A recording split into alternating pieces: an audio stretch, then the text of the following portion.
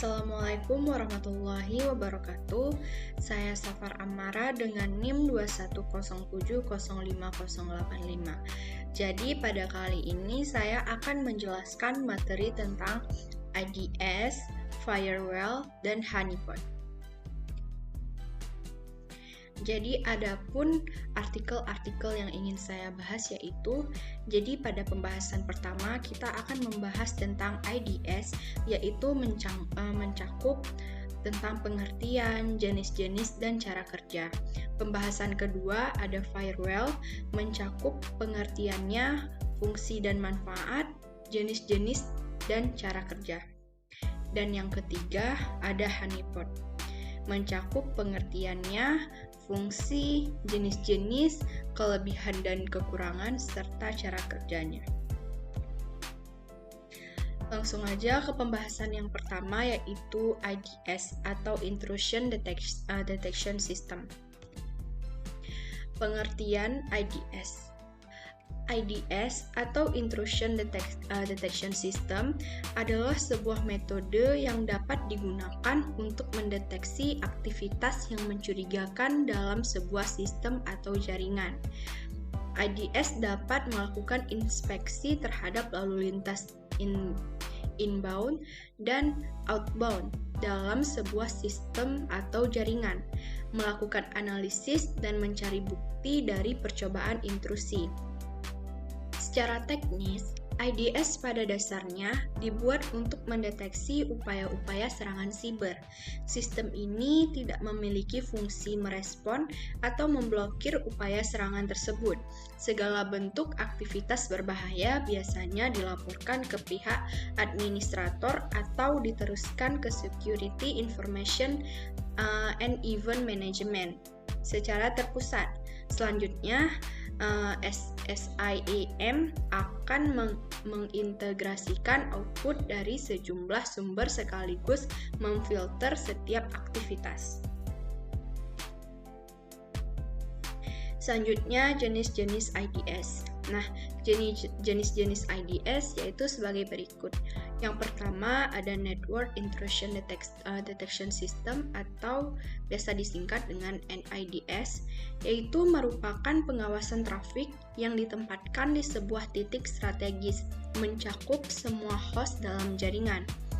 Seluruh lalu lintas yang menuju atau berasal dari jaringan akan dianalisis untuk memastikan apakah ada percobaan penyusupan dalam sistem jaringan. Karena mencakup semua trafik, hal ini dapat menyebabkan penurunan kecepatan akses jaringan. Yang kedua ada Host Intrusion Detection System atau biasa disingkat dengan HIDS, yaitu merupakan jenis yang berjalan pada independent host untuk melakukan pengawasan paket dari dalam maupun luar pada satu alat saja. Jika HIDS mendeteksi adanya aktivitas mencurigakan, maka administrator secara otomatis akan menerima sebuah peringatan. Yang ketiga ada Protocol Based Intrusion Detection System atau disingkat dengan PIDS, yaitu merupakan jenis IDS untuk memindai setiap paket data yang dikirimkan lewat HTTP atau HTTPS. Sistem seperti ini umumnya dimanfaatkan untuk memberikan proteksi lebih pada server web. Selain itu, PIDS juga melakukan pengawasan setiap trafik yang mengalir antara online research dan perangkat pengguna. Yang keempat, ada Application Protocol Based Intrusion Detection System atau disingkat dengan APIDS, yaitu merupakan jenis IDS yang ditempatkan langsung dalam sekumpulan server. APIDS ini mampu mengidentifikasikan akses ilegal dengan cara memantau trafik pada protokol khusus aplikasi, termasuk ketika mengakses protokol SQL. Sistem ini akan memantau protokol secara eksplisit setiap transfer paket data yang ada. Dan yang terakhir ada Hybrid Intrusion Detection System. digunakan untuk mendeteksi berbagai intrusi secara menyeluruh. Sesuai namanya, jenis 1 ini menggunakan 2 atau lebih pendekatan dari jenis IDS yang telah dijelaskan sebelumnya. Dalam hybrid IDS, sistem data atau host agent dikombinasikan dengan informasi jaringan agar tampilan sistem dapat dikembangkan secara lengkap. Selanjutnya, cara kerja IDS. Pada umumnya, cara kerja IDS adalah mendeteksi dan menemukan ancaman.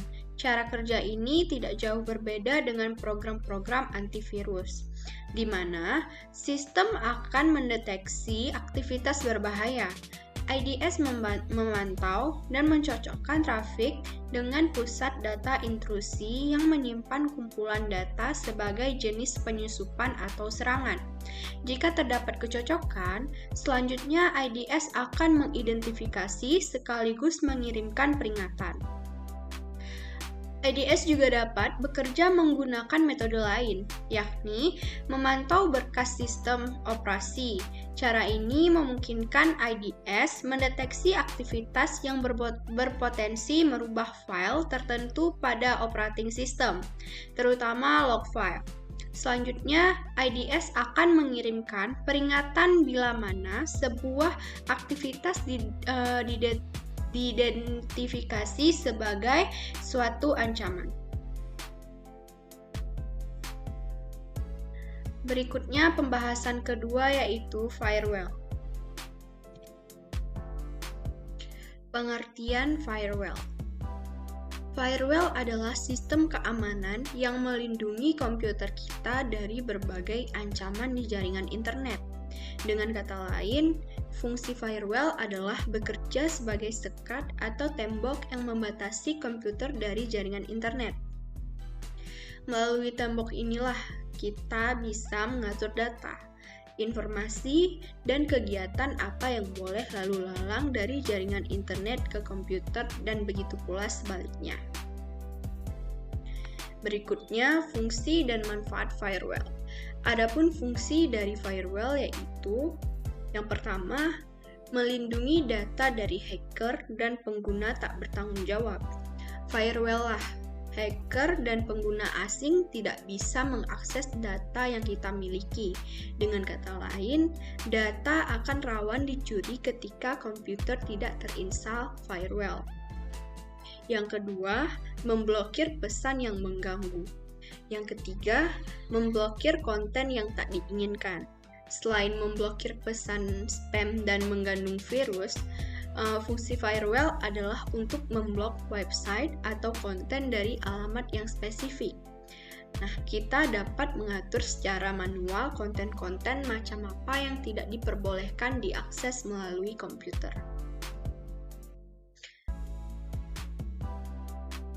Yang keempat, membuat game online lebih aman dan nyaman. Berikutnya, fungsi firewall adalah untuk memastikan pengalaman bermain game online jadi lebih nyaman. Alasannya, game online memiliki resiko dan celah keamanan. Ini dikarenakan pertukaran data secara cepat yang terjadi antara jaringan, jadi bisa saja hacker menyisipkan malware ke komputer kita. Yang kelima, memantau penggunaan bandwidth. Firewall adalah sistem yang dapat digunakan untuk memonitor dan membatasi bandwidth yang digunakan. Keenam, mengakses layanan VPN. Fungsi firewall adalah untuk memfasilitasi koneksi virtual private network atau biasa disebut dengan VPN. Lewat layanan ini, pengguna dapat mengakses jaringan internal. Selanjutnya ada manfaat dari firewall, yaitu yang pertama, komputer menjadi lebih aman. Manfaat firewall adalah bisa membuat komputer jadi lebih aman. Hal ini masuk akal karena firewall bertindak sebagai tembok penghalang jika terdapat hal-hal berbahaya seperti malware atau scam hendak menyusup ke komputer. Yang kedua, website bersih dari ancaman berbahaya. Selain melindungi komputer, manfaat firewall adalah untuk menjaga website tetap bersih dari ancaman berbahaya. Sebab ada beberapa jenis firewall yang memang dirancang untuk server guna melindungi website yang ada di dalamnya. Yang ketiga, menghindari kerugian akibat pencurian data. Dan yang terakhir, mencegah akses konten berbahaya. Nah, yang terakhir ini, manfaat firewall adalah mencegah kita untuk mengakses konten berbahaya. Hal ini sejalan dengan fungsi firewall yang bisa memblokir konten tak diinginkan, yang justru makin marak peredarannya di internet. Selanjutnya, jenis-jenis firewall. Yang pertama ada packet filtering firewalls, yaitu jenis yang paling dasar. Bisa dikatakan juga bahwa jenis firewall ini adalah yang paling senior daripada firewall yang lainnya. Cara kerja packet filtering firewalls ini yaitu menyaring traffic berdasarkan seperangkat aturan atau firewall rule set, yang mana seperangkat aturan ini berlaku untuk setiap lapis pada jaringan. Pada beberapa kasus, firewall rule set ini juga berlaku pada lapisan transport. Yang kedua ada circuit level gateways, yaitu circuit level gateways ini utamanya bekerja pada lapisan sesi. Firewall ini dapat dikatakan bekerja dengan cepat dan mudah dalam menolak atau menerima trafik yang masuk. Circuit level gateways ini harus berurusan dengan Transmission Control Protocol atau biasa disebut dengan TCP. Firewall ini akan memeriksa pesan yang terlibat dalam mekanisme TCP, yang kemudian akan dibandingkan dengan aturan sesi yang telah ditentukan sebelumnya untuk menentukan apakah sesi tersebut sah atau tidak. Yang ketiga ada stateful inspection firewall. Berbeda dari kedua jenis firewall sebelumnya, stateful inspection firewall akan memeriksa paket dan sumber paket yang masuk. Stateful inspection firewall akan memeriksa keseluruhan muatan paket dan akan menentukan apakah muatan paket memenuhi firewall rule set. Apabila memenuhi aturan, maka paket dapat melewati firewall. Yang keempat, ada proxy firewall. Nama lain untuk proxy firewall adalah application level gateways. Firewall ini akan bekerja pada lapisan aplikasi. Proxy firewall memiliki kemampuan mendalam dalam pemeriksaan paket dengan cara memeriksa secara keseluruhan muatan paket. Proxy firewall mampu untuk mencegah dua perangkat yang berkomunikasi untuk terhubung secara langsung. Pada dasarnya, apabila dua perangkat saling berhubung melalui proxy firewall, firewall akan mengeluarkan dua koneksi. Proxy firewall akan berada di antara kedua perangkat, yang mana perangkat dari luar tidak akan bisa melihat alamat IP server kita, dan firewall mampu untuk melindungi alamat IP internal dari perangkat luar. Yang kelima, ada next generation firewall. Next generation firewall sering disebut sebagai firewall yang menduduki hierarki tertinggi dikarenakan sistemnya yang paling terkini. Next generation firewall menawarkan pemfilteran paket secara mendalam. Selain itu, firewall ini menawarkan sistem pencegahan penyusupan, IDS atau IPS, yang menganalisa informasi dan perilaku paket, yang mana firewall ini mampu mendeteksi potensi ancaman. Dan yang keenam, ada software firewalls. Software firewalls yang satu ini biasa juga dikenal sebagai host firewalls, yang pada dasarnya firewall ini adalah aplikasi software. Namun, perlu dijelaskan apabila software firewall berbeda dengan antivirus, meskipun pemasangannya seperti software pada umumnya. Software firewall ini akan beroperasi pada perangkat yang spesifik karena proses pemasangannya yang khusus pada perangkat tertentu saja. Nah, hal ini memberikan kelebihan tersendiri pada firewall ini, yaitu software firewall lebih mengetahui proses internal perangkat tersebut. Secara keseluruhan, firewall ini akan memberikan tingkat proteksi yang lebih terperinci. Berikutnya, cara kerja firewall. Cara kerja firewall adalah dengan menyaring data atau paket antara jaringan di internet. Ia bisa memperbolehkan atau tidak membolehkan suatu paket diakses oleh sebuah komputer. Ada satu, dua, atau mengombinasikan ketiga cara kerja firewall berikut untuk mengamankan jaringannya. Berikut penjelasan. Yang pertama, packet filtering atau stateless. Cara kerja firewall yang pertama yaitu menggunakan aturan tertentu untuk melihat boleh tidaknya suatu data masuk ke jaringan. Setiap paket diperiksa secara sendiri-sendiri atau dalam isolasi. Jika paket dikirim dalam grup, maka setiap paket akan diperiksa secara satu persatu. Ketika sebuah paket dianggap berbahaya, maka ia tak akan diizinkan masuk. Sebaliknya, ketika paket dianggap aman, maka dia akan diteruskan ke sistem yang meminta. Yang kedua, proxy service. Proxy service adalah aplikasi yang bekerja sebagai penghubung antara sistem jaringan.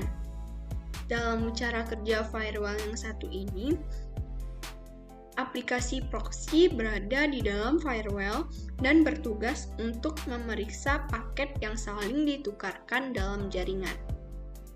Sistem ini bisa dikatakan lebih efektif sebab semua informasi yang diperiksa secara tersentralisasi. Cara kerja firewall macam ini bisa dikatakan lebih canggih karena proxy service berusaha menciptakan hubungan antar jaringan yang mirip. Proxy seolah menghubungkan jaringan secara langsung, padahal ia hanya berusaha mengcopy mekanisme yang mirip. Yang ketiga, ada stateful inspection. Cara kerja firewall yang satu ini adalah menelusuri paket yang diterima dengan aktivitas-aktivitas sebelumnya. Paket yang diterima kemudian diperiksa dalam database paket.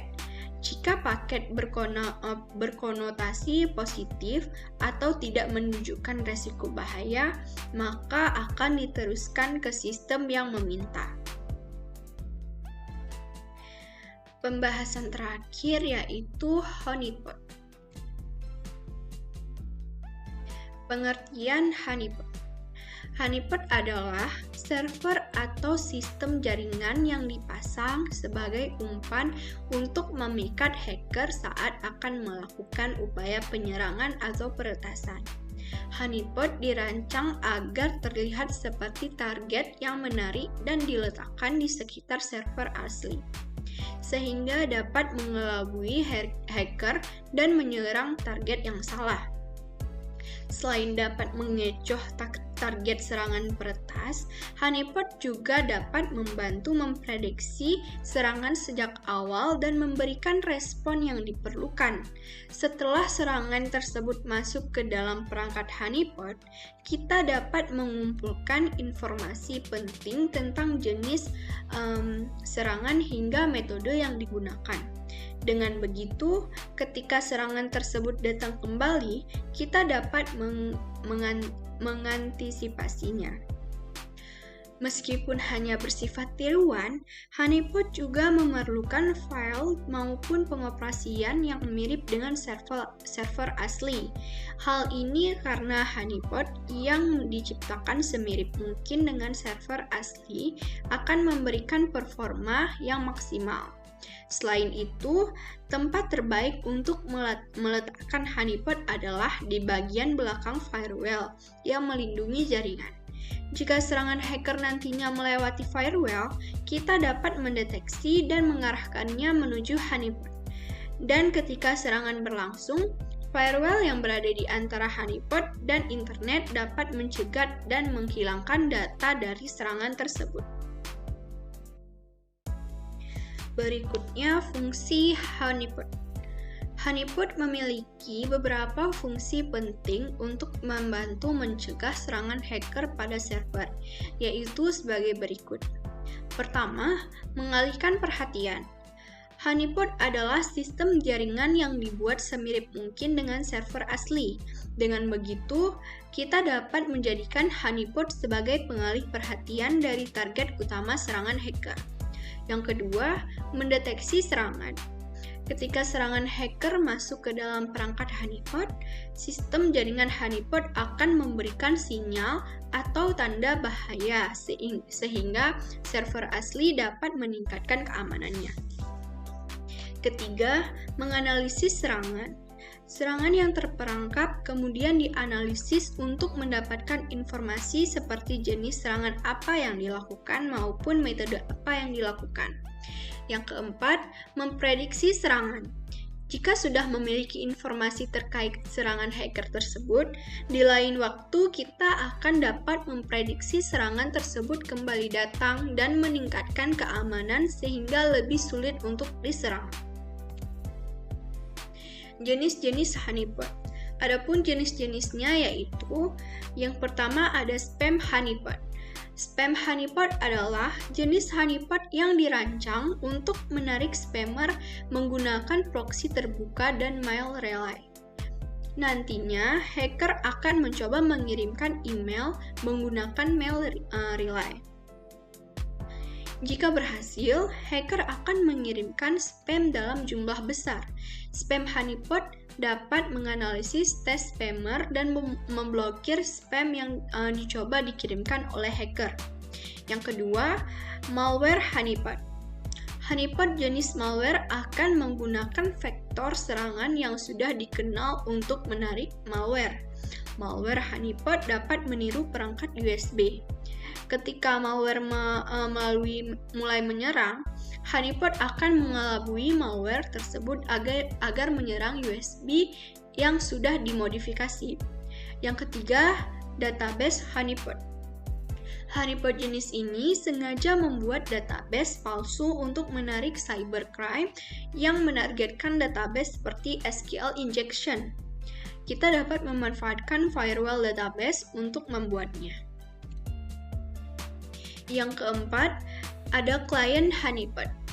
Honeypot jenis client akan mencoba untuk menarik perhatian hacker yang menargetkan klien sebagai korbannya.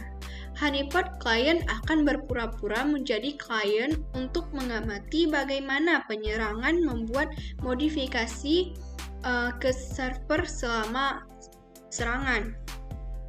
Honeypot client biasanya dijalankan di lingkungan virtual dan memiliki perlindungan penahanan untuk mengurangi resiko paparan ke penelitinya.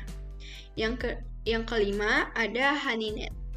Honeynet adalah jenis honeypot yang terdiri dari beberapa jaringan honeypot. Fungsinya adalah untuk mempelajari beberapa serangan seperti DDoS dan CDN atau serangan ransomware. Meskipun honeynet digunakan untuk mempelajari berbagai jenis serangan, honeynet juga berisi semua traffic masuk dan keluar untuk melindungi sistem jaringan lainnya. Selanjutnya, kelebihan dan kekurangan dari honeypot. Adapun kelebihannya yaitu pertama, mengumpulkan data secara aktual dari serangan yang sebelumnya masuk ke dalam perangkat honeypot. Yang kedua, mendeteksi serangan dengan cukup akurat. Karena honeypot bukanlah sistem jaringan yang dapat dengan mudah diakses pengguna umum. Hanya hacker dengan niat menyerang yang akan mengaksesnya. Yang ketiga, biayanya lebih hemat. Karena honeypot dapat menjadi investasi jangka panjang dalam mencegah serangan dan tidak memerlukan banyak sumber daya. Yang keempat, menangkap aktivitas berbahaya, bahkan jika penyerang menggunakan enkripsi. Sedangkan kekurangannya, yang pertama, data yang terbatas, karena honeypot hanya mengumpulkan data saat terjadi serangan.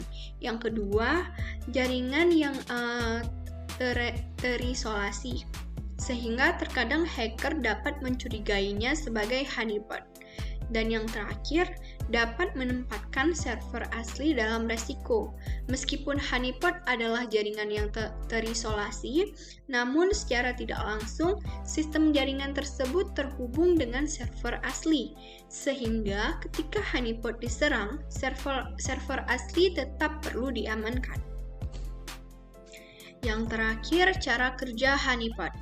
Honeypot dibuat semirip mungkin dengan sistem komputer pada umumnya, lengkap dengan aplikasi maupun data yang dapat menarik perhatian hacker.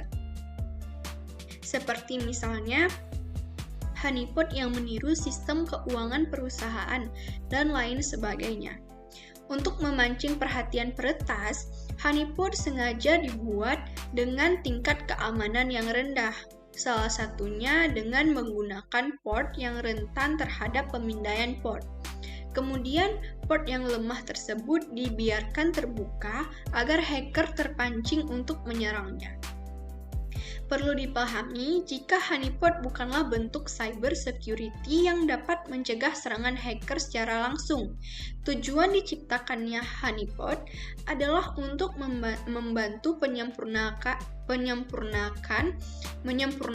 intrusion detection system atau IDS software yang dapat mendeteksi jaringan keamanan agar dapat mengatasi serangan dengan lebih baik lagi.